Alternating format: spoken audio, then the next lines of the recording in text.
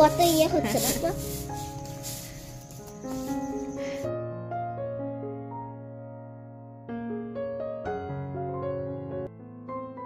নমস্কার, আমি সোমা। আমার আরও একটি নতুন ব্লগে তোমাদের সকলকে অনেক স্বাগত জানাই।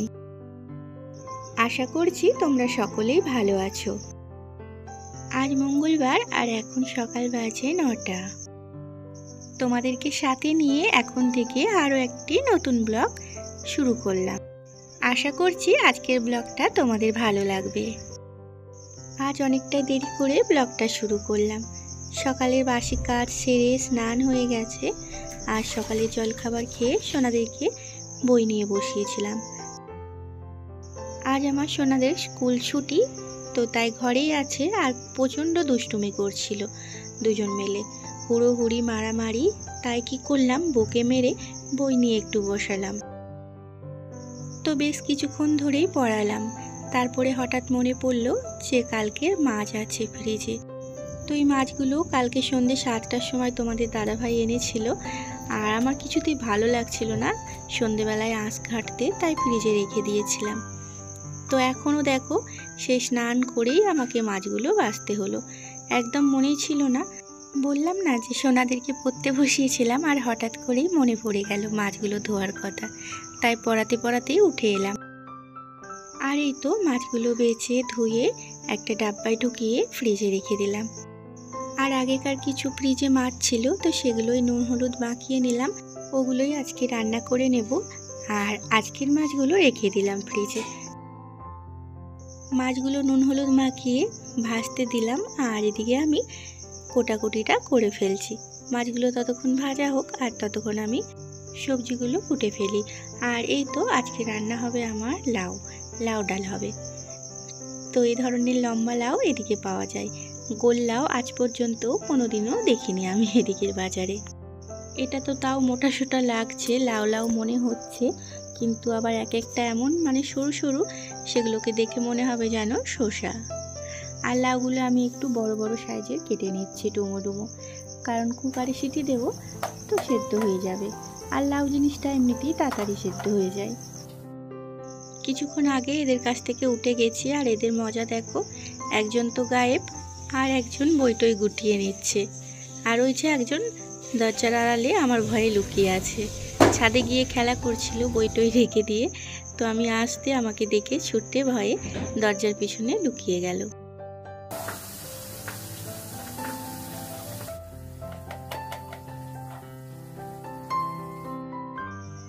তো ওদেরকে নিয়ে আমি বাইরেটাতেই পড়তে বসিয়েছিলাম।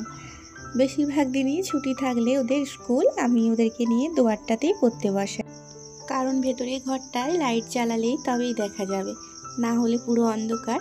আর সব সময় ভালো লাগে না লাইটের মধ্যে থাকতে। তো তাই যেদিনই ওদের স্কুল ছুটি থাকে, ঘরে থাকে ওরা, তো আমি ওদেরকে নিয়ে এই দুয়ারটাতেই পড়তে বসাই। তো আজ আমার মাছ ভাজাগুলো পুরো ছাঁকা তেলে হচ্ছে।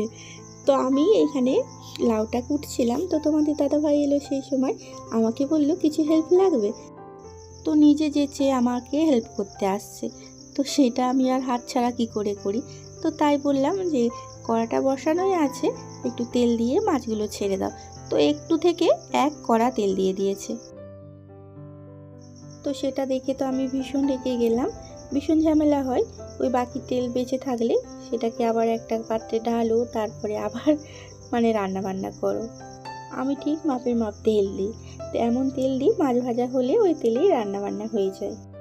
হয়তো একটু কম পরে তেল দিতে হয়, কিন্তু বেশি কোনোদিনও হয় না।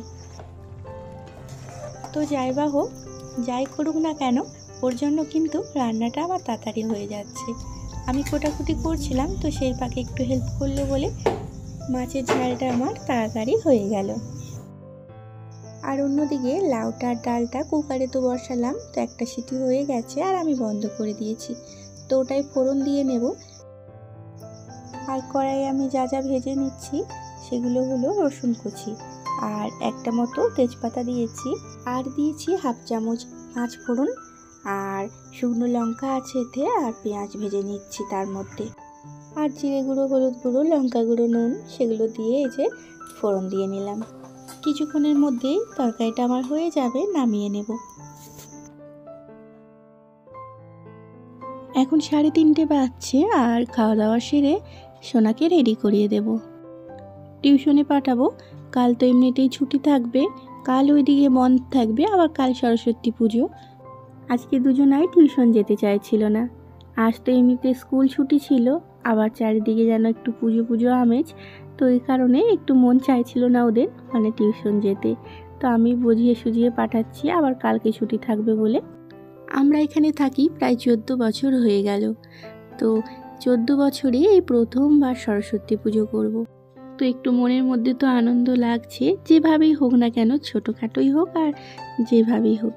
14 বছরে এই প্রথমবার সরস্বতী পুজো করব, তাও আবার আমার সোনাদের কথা ভেবে ওদের মন রাখতে।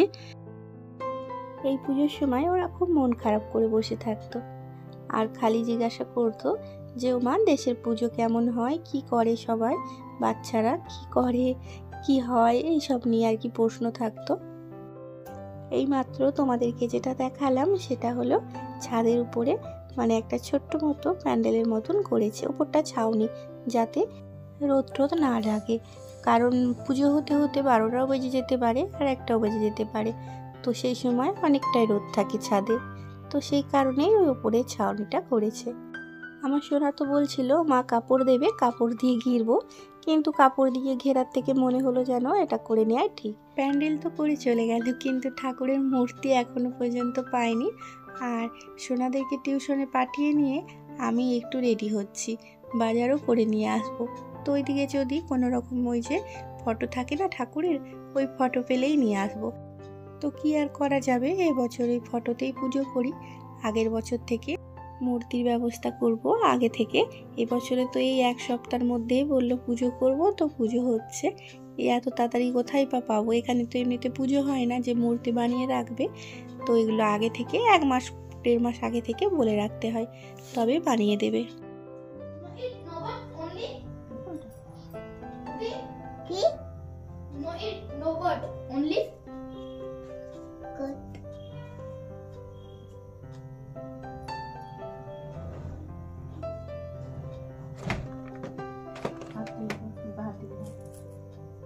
মেহেন্দি করছো, আমাকে মেহেন্দি করে দাও। তুই আমার মতন মেয়ে বানাচ্ছ, কালকে শাড়ি পরে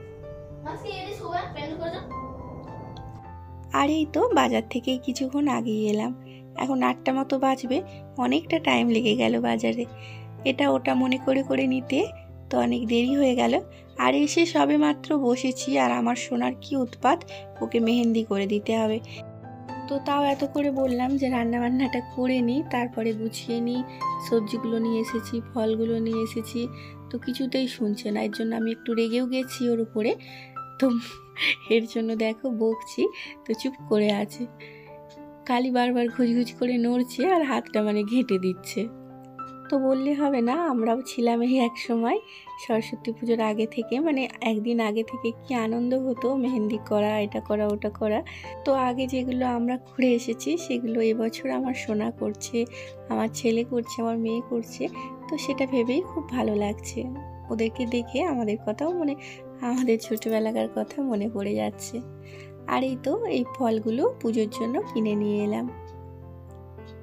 যেমন তেমন করে মেহেন্দি করে উঠে গেলাম, অনেক কাজ আছে, এগুলো গুছানো হয়নি, তো এগুলো গুছিয়ে নিচ্ছি সব এক এক করে। আর একটা জিনিস দেখবে তোমরা, দাঁড়াও, এই দেখো, তো আমাকে সেই থেকে বলছে যে ছাদটা পরিষ্কার করব, আমি তাও বললাম যে সকালে করব, কিন্তু ওদের আর তর্স হয়েছে না। তো ওদের কতটা আনন্দ হচ্ছে বুঝতে পারছো, এই যে ছাদে জল ছিটিয়ে রাত্রির বেলায় আর ছাদ এখন পরিষ্কার করছে। কিছু কাঠ ছিল ওখানে কোনটায় জড়ো করা, দেখতে খারাপ লাগছিল, ওগুলোকে সব উপরের ছাদে রেখে এসে পুরো পরিষ্কার করে ঝাঁট দিচ্ছে। মানে আনন্দে কি করব না করব ওরা ভেবে পাচ্ছে না। তো চলো বন্ধুরা, আমি আজকের মতন ব্লগটা এখানেই শেষ করছি। আবারও দেখা হবে তোমাদের সাথে একটা নতুন ব্লগের শেষে জানাই তোমাদেরকে সরস্বতী পুজোর অনেক শুভেচ্ছা। তো তোমরা ভালো থেকো আর সুস্থ থেকো, আর সরস্বতী পুজো খুব ভালোভাবে কাটিও। আর আমার ব্লগটা ভালো লাগলে ব্লগের শেষে একটা লাইক দিয়েছো।